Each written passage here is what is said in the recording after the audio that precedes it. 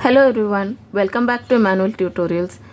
Today we'll be seeing a doubt asked by one of our students in the comment section. If you also have any doubts related to signals and systems or electronics and telecommunication related, you can ask them in the comments and we will try to answer that as a video or as a reply. So let's start. So the signal that we have been given is y of t is equal to 3 minus t.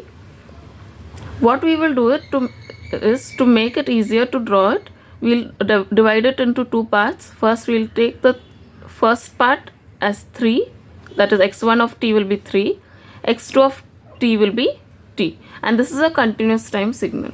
So our axis will be t. First we will draw x1 of t. So here if you see, I have drawn x1 of t is equal to 3. So 3 is a continuous time signal which is going to extend from minus infinity to plus infinity with continuous value as 3. So that is what we are showing here. And x2 of t for us is t, which also is the ramp signal. So r of t is equal to t is our equation for ramp, and it's a signal where we are going to have a 45-degree line across the axis. So at 1 the value is going to be 1, at 2 the value is going to be 2, at 3 the value is going to be 3, and so on. So whatever value of t we have on the x-axis, same thing we are going to have on the y-axis as the amplitude. Now what we have to do is, for getting the final signal, we are going to subtract the second from the first.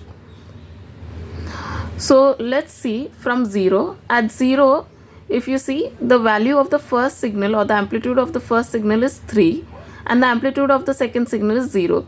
So at 0, 3 minus 0 is 3. So our resultant signal amplitude will be 3. Similarly, at 1, it is going to be 3 minus 1, because in the second signal amplitude is 1 at t equal to 1. So 3 minus 1 is 2. Similarly, at 2 it will be 3 minus 2 is 1.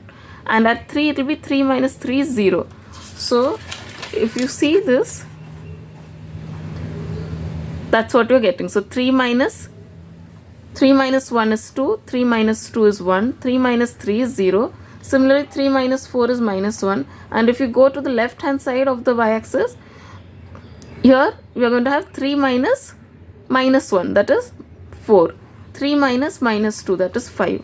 So that's going to be a continuous straight line that we can just draw by plotting the points. So if you still have confusion, you can also take in between points, because this is a continuous time signal.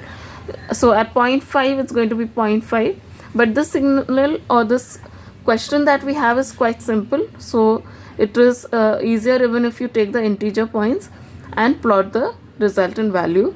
So this is what we will be having as the final output. So hope you understood this. If you have any doubts related to this or any other video or any other concept, please let us know in the comment section. Even if you have computer science related doubts, we'll try to help you out. Thank you for watching. Please do like, share and subscribe to Emmanuel Tutorials for more. Thank you.